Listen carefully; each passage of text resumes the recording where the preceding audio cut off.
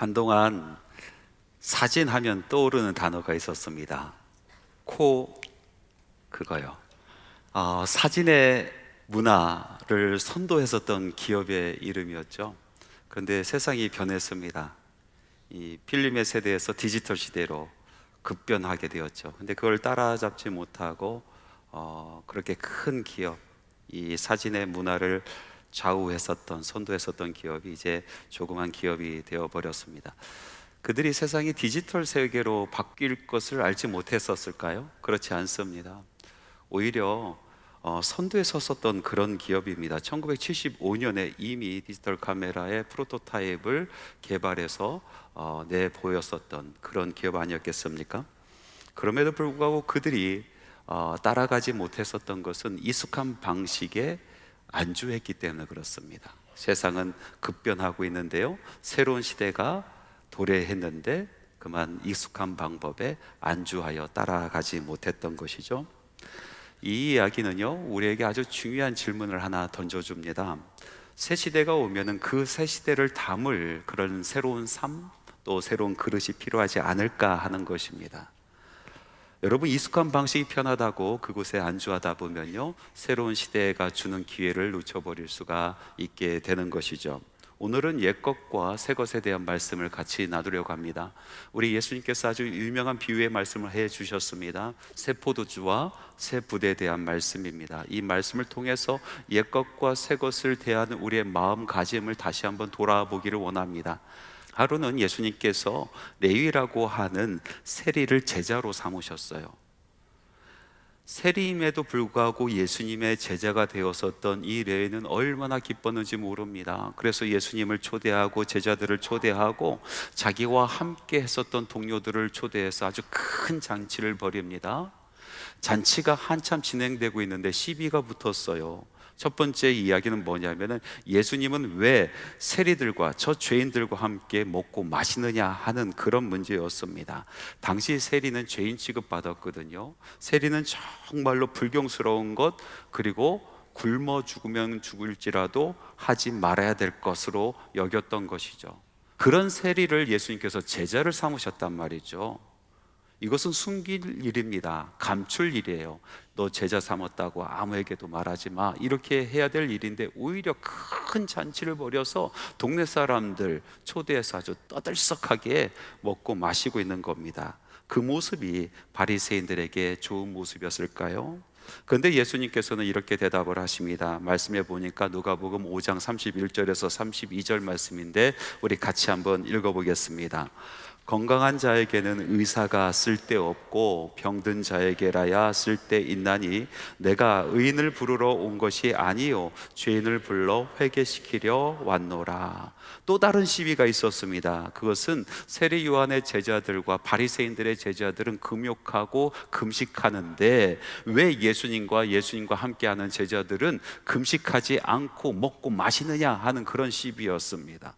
종교 지도자로서 사람들에게 존경받으려면 하고 싶지 않아도 일부러라도 그런 경건한 모습을 보여야 되는데 예수님과 예수님의 제자들은 그거에 대한 관심조차 갖고 있지 않았습니다. 그러면서 먹고 마시는 모습이 이 바리새인들에게는 너무나 불편한 모습이었던 것입니다. 그래서 예수님께서는 그들에게 이렇게 말씀하십니다. 누가복음 5장 34절에서 35절 말씀 같이 한번 읽어봅니다.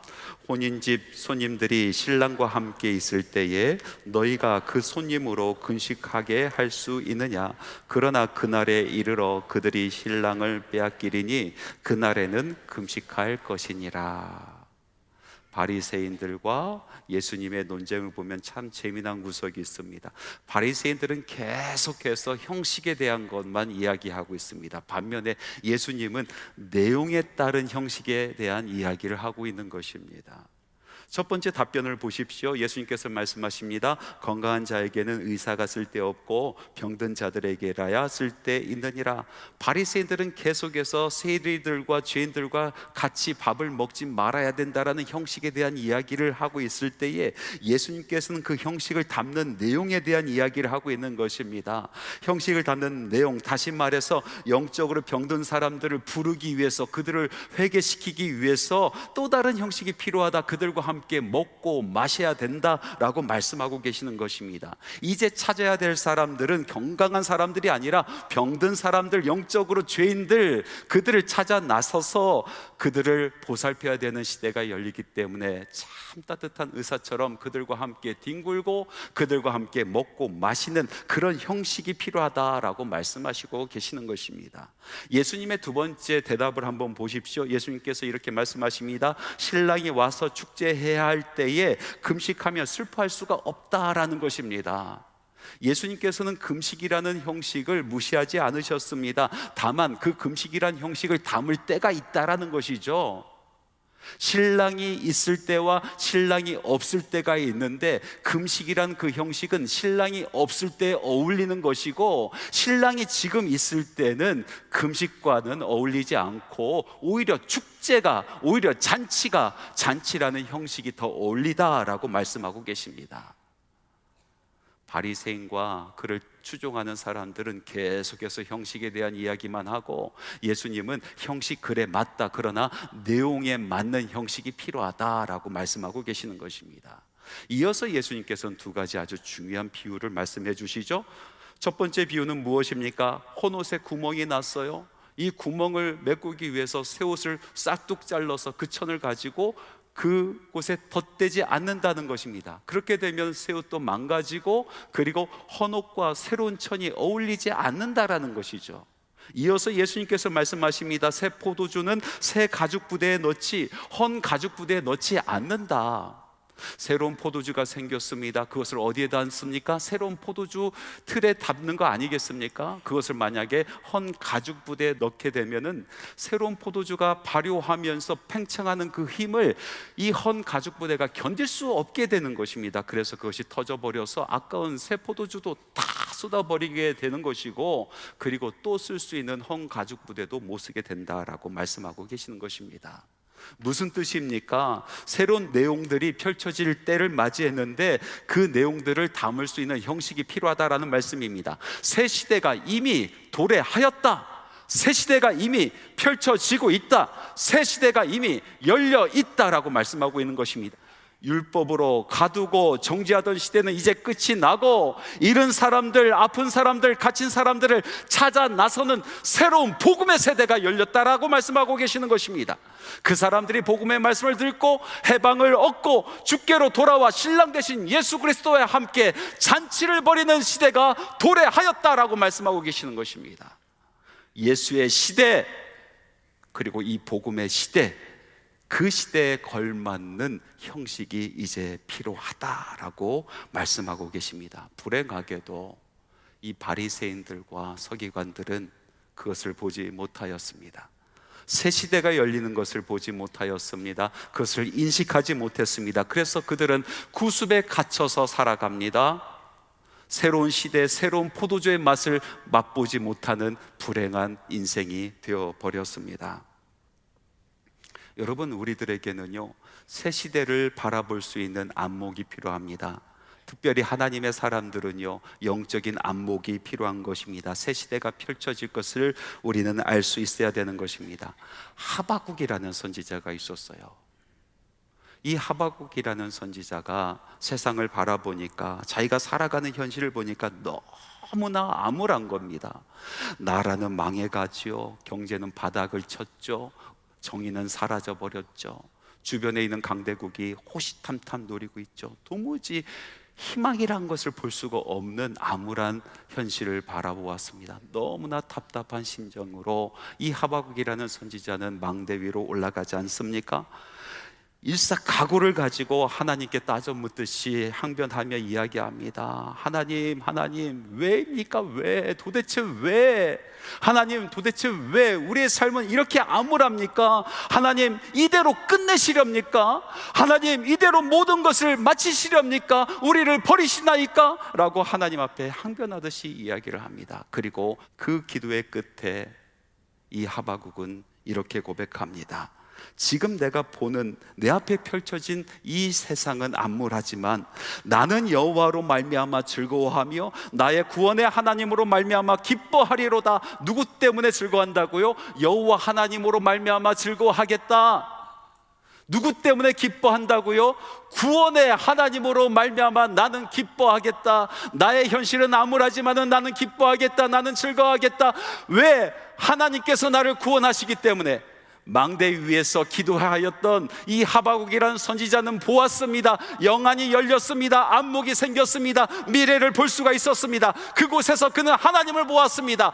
구원하신 하나님을 보았습니다. 하나님의 구원하심이 끝이 안 난다는 것을 보았습니다. 하나님께서 구원을 위하여 펼쳐질 새로운 시대가 열린다는 것을 보았습니다. 믿음의 사람이 본 것입니다. 영적인 안목입니다. 보는 것이 다 암울합니까? 보는 것이 다 캄캄합니까? 여러분, 눈을 들어 보시기 바랍니다. 망대에 올라가 보시기 바랍니다. 하나님을 바라보시기 바랍니다. 하나님께서 펼치실 복음의 시대, 예수 그리스도의 시대, 구원의 시대를 바라보시기 바랍니다. 새로운 시대에 그것을 보는 안목, 이것이 지금 우리들에게 필요한 것입니다. 두 번째로 오늘 말씀이 주는 메시지를 가만히 살펴보니까 과거가 아닌 오늘을 살아가라 라고 말씀하고 계시는 겁니다. 바리새인들이 예수님께 묻습니다. 왜 죄인들과 세리들과 함께 식사를 하십니까? 왜 금식하지 않고 축제를 벌이십니까? 그들이 왜 이토록 불편했을까요? 왜 죄인들과 밥 먹는 것이 그렇게 불편했을까요? 왜 금식하지 아니하고 함께 먹고 마시는 것이 그렇게 싫었을까요? 왜냐하면 그들은 그렇게 살아왔기 때문에 그렇습니다. 바리새인들과 서기관들은 한마디로 과거 지향적인 삶을 살았던 사람들입니다. 이 사람들에게 있어서 오늘의 삶을 규정하는 것은 오늘도 아니요 내일도 아니요 어제였었던 것입니다. 그는 끝까지 어제를 살아가는 사람들이었습니다. 그래서 어제가 중요하였고 어제 했었던 일들이 중요한 것입니다. 여러분, 옛것을 지키고 전통을 소중히 여기는 것은 정말 가치 있는 일이죠. 제가 유학 시절에 함께 수업을 듣던 흑인 친구가 하나 있었어요. 저에게 아주 참 친절하게 다가와 줬고 많은 것을 도와줘서 우리들은 가까워졌고 친구가 되었어요. 속에 있는 이야기도 할 수 있는 그런 친구가 되었는데, 어느 날인가 제가 이 친구에게 이런 이야기를 했어요. 너 참 좋겠다. 너는 영어를 참 잘하니까 불편한 것이 없을 거 아니야. 그랬더니 이 흑인 친구가 전혀 예상치 못한 이야기를 합니다. 아니, 난 네가 부러워. 너는 너의 고유의 언어가 있잖아. 너의 문화가 있잖아. 너는 내 뿌리를 알잖아. 나는 나의 할아버지가 어디서 왔는지 알지 못해. 나의 말을 잃어버렸어. 나의 문화를 잃어버렸어. 나는 뿌리를 잃어버렸어. 너 그거 아니? 뿌리를 잃어버린 그 삶이 얼마나 공허한지, 이런 얘기를 하는 거예요. 여러분, 전통이란 거 중요하죠. 여러분, 뿌리는 너무나 중요합니다. 우리가 그것을 아는 것 너무나 소중한 일입니다. 근데 오늘 예수님께서 하신 말씀에 보니까 새 포도주는 새 부대가 필요하다라고 말씀하셨을 때, 이것은 옛것 모든 것이 쓸모없다라고 말씀하시는 내용이 아닙니다. 다만 우리가 소중히 여기는 그 전통이라는 거, 그 옛것이라는 것이 오늘의 나의 삶을 규정해버리고 오늘의 나의 삶을 규제해버리고 내가 생명 살리는 일에 앞장서서 나가지 못하게 발목을 잡는 것이라면 그것은 다시 한번 생각해 봐야 된다는 말씀인 것입니다. 여러분, 그래서 보수와 수구를 우리는 명확하게 구분할 줄 알아야 됩니다. 보수는 무엇입니까? 전통의 정신과 아름다움을 지켜내는 그런 마음 아니겠습니까? 그것을 계승 발전시키는 것 아니겠습니까? 수구는 무엇입니까? 무조건 옛것이 좋다 하여 그것을 버리지 않으려고 하는 고집을 이야기하는 것입니다. 그렇게 따져봤을 때 우리 예수님은 정말로 참다운 보수주의자였어요. 바리새인과 그를 추종했던 이 서기관들은 수구주의자들이었어요. 무조건 옛것을 붙들려고 합니다. 그 율법을 붙들며 살아가고 그 율법으로 인하여 어제의 것을 가지고 오늘을 규정하려고 합니다. 사람들을 정죄하려고 합니다. 근데 예수님께서는 다르게 보신 것입니다. 그들이 소중히 여기는 그 율법이 도대체 무엇인가? 하나님께서 우리에게 주신 그 율법이란 것이 무엇인가? 그것은 사랑 아니냐? 그것은 생명 아니냐? 율법을 통하여 우리는 사랑을 알고 율법을 통하여 우리는 생명을 전파할 수 있다라고 이야기하고, 예수님께서는 사랑을 선포하기 시작하고 생명 살린 일을 그의 삶 가운데 해갔던 것 아니겠습니까? 예수님께서 이 보수적인 입장에서 또다시 말씀하십니다. 오늘을 살아가라. 오늘을 살아가라. 오늘의 나를 규정하는 것은 어제가 아니고 오늘 내가 입을 새 옷, 오늘 내가 담을 새로운 가죽 부대, 지금 내 눈앞에 펼쳐지고 있는 영혼이 주께로 돌아오는 이 잔치와 같은 상황, 오늘 내가 살아가는 이 삶을 규정하는 것은 바로 오늘이다, 지금 이 순간이다 라고 말씀하고 계시는 것입니다. 코리안 특급 박찬호 선수 아시죠? 오래전에 은퇴하신 선수인데 TV 프로그램에서 이런 얘기를 합니다. 참 통찰 있는 이야기였습니다. 마운드에 혼자 서 있을 때 얼마나 외롭겠습니까? 그 공 하나로 승패가 좌우되니까요. 얼마나 두렵고 떨렸겠어요? 그런데 이 공을 던지기 위해서 정말로 최선을 다하는데 그것을 방해하는 요소들이 그렇게 많답니다. 방해하는 요소, 먼저 그 관객들의 함성들, 자기를 향한 응원의 소리뿐만 아니라 자기에게 보내는 야유의 소리까지 다 들린답니다. 거기 서서 그게 다 들린대요. 또 공을 던지려고 하니까 저 뒤에서 왔다 갔다 하는 놈이 있어요. 계속해서 도루를 하려고 왔다 갔다 하는 그 모습이 이 앞에 포수를 바라보고 있는데 다 보인대요. 그게 너무나 방해가 된다는 거예요. 또 그 다음에 방해되는 것은 그 공을 치려고 하는 타자, 이 타자들이 그냥 가만히 있다가 공을 치면 되겠는데 계속 돌려, 그 모습 하나하나가 다 눈에 들어온대요. 근데 가장 방해되는 것이 뭔지 아십니까?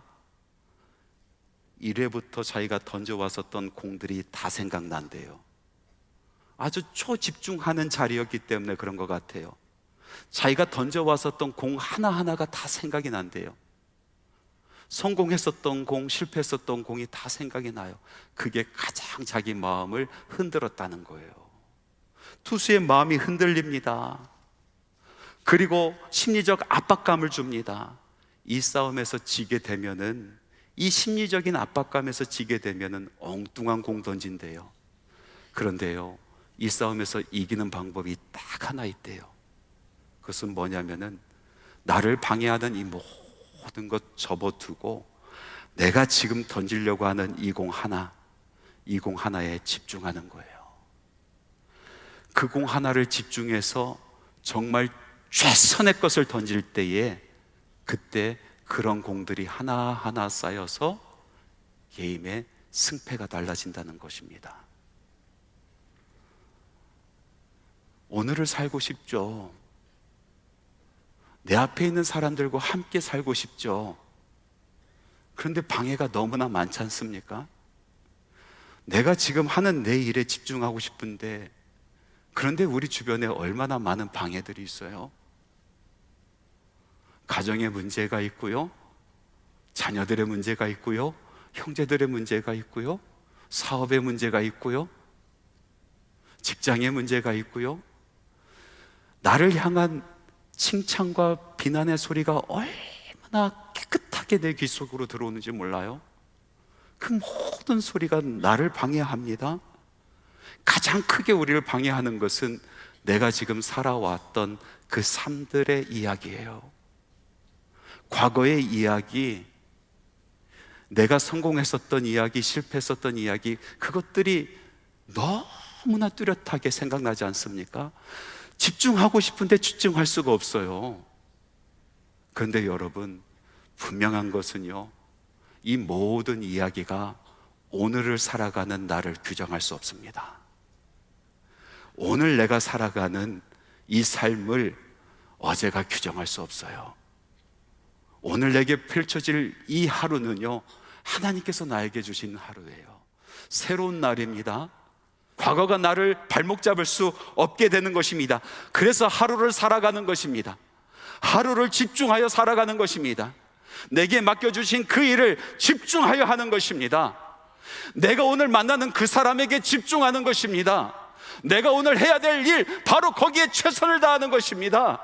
지금 예배 드리는 이 예배에 최선을 다하는 것입니다. 그것들이 쌓이고 쌓이고 쌓이고 우리의 인생은 달라지는 것입니다. 오늘 예수님께서 말씀하십니다. 바리새인들처럼 과거에 발목 잡혀 살지 말고, 그래서 정말로 추구해야 되는 그 사랑과 그 생명을 잃어버리며 살아가지 말고, 오늘 내게 주어진 바로 그 사람에게 집중하고 그 사역에 집중하여 살아가라라고 말씀하고 계시는 것입니다. 세 번째로 오늘 말씀에 보니까 아주 귀한 메시지가 있습니다. 그것은 바로 새 사람을 입으라 하시는 말씀입니다. 예수님의 말씀, 예수님의 가르침을 가만히 보면요, 예수님은 겉사람보다도 사실은 속사람에 관심이 참 많으신 분이었어요.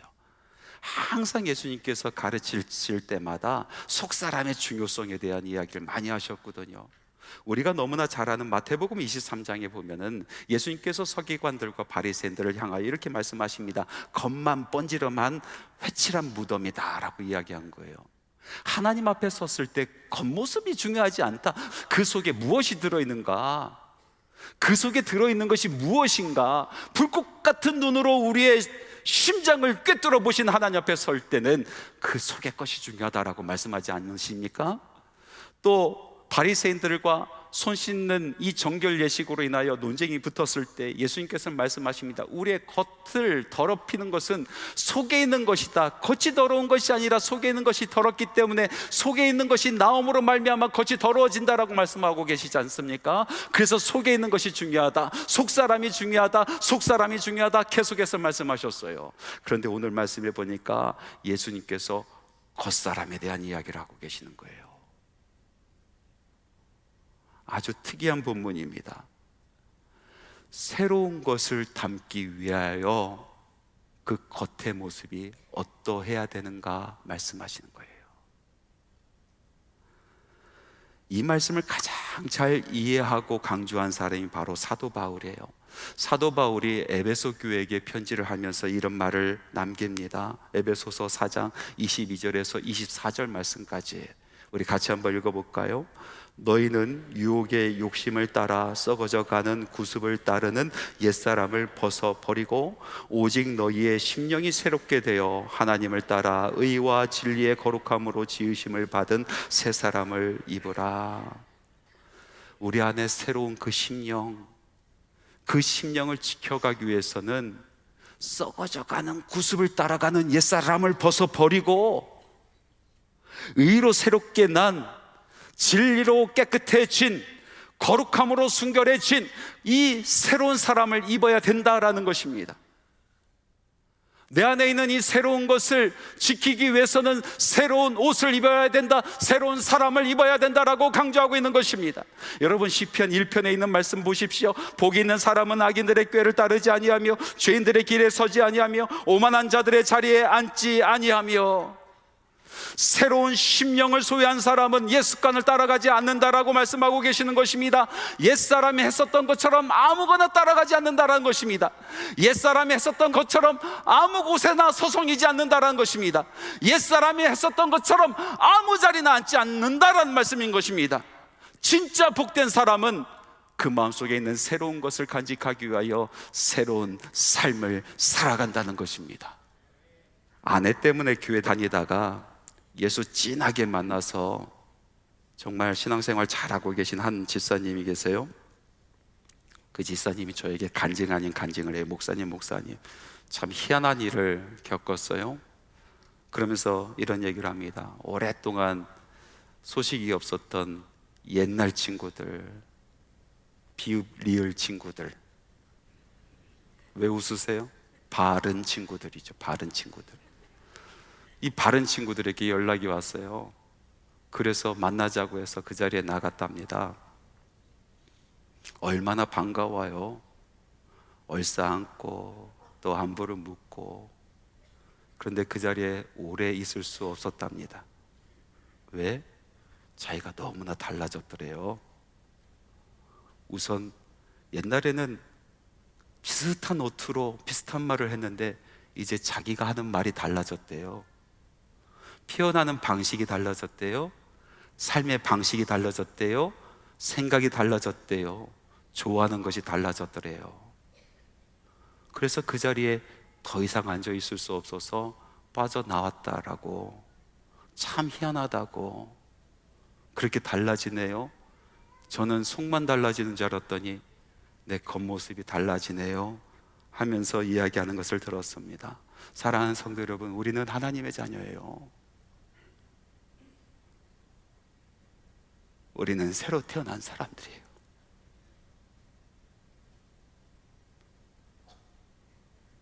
우리는 새로 태어나서 우리 안에 새로움이 있습니다. 예수 그리스도가 있어요. 거룩한 영이 있어요. 이 새로운 것을, 이 새로운 수를 담기 위해서는 새로운 가죽 부대가 필요한 거예요. 옛날 것으로 담을 수가 없습니다. 옛날의 습관으로 담을 수가 없습니다. 옛날에 해왔었던 삶의 방식으로 도무지 담을 수가 없는 것입니다. 헌 부대는요, 새 부대의 그 생명력을 이길 수 없는 것입니다. 굳은 마음은요, 새 은혜를 담을 수가 없는 것입니다. 옛사람은요, 거듭난 심령을 담아낼 수가 없는 것입니다. 새로운 것, 새로운 마음, 새로운 시대, 이것은 새로운 부대로 담을 수가 있게 되는 것입니다. 저는 옛날 선지자처럼 망루에 올라가 봅니다. 하늘을 바라봅니다. 사람들은 땅을 바라보며 현실이 어떻고 얘기하지만 저는요, 망루에 올라가고 싶어요. 하나님 보고 싶어요. 하나님, 어떤 일이 펼쳐질까요? 하나님, 무슨 계획을 하고 계실까요? 하나님, 다시 한번 복음의 세대, 예수의 세대, 구원의 세대, 우리 삶 가운데 펼쳐내어 주옵소서. 저는 바라봅니다. 여러분 바라봅시다. 새로운 날이 펼쳐집니다. 우리 하나님의 새로운 역사가 이루어집니다. 새로운 영을 부어주실 줄 믿습니다. 우리 삶 가운데 새로운 잔치가 펼쳐질 줄로 믿습니다. 바라보고 새로운 것을 위하여 준비하는 저와 여러분 되기를 간절히 바랍니다.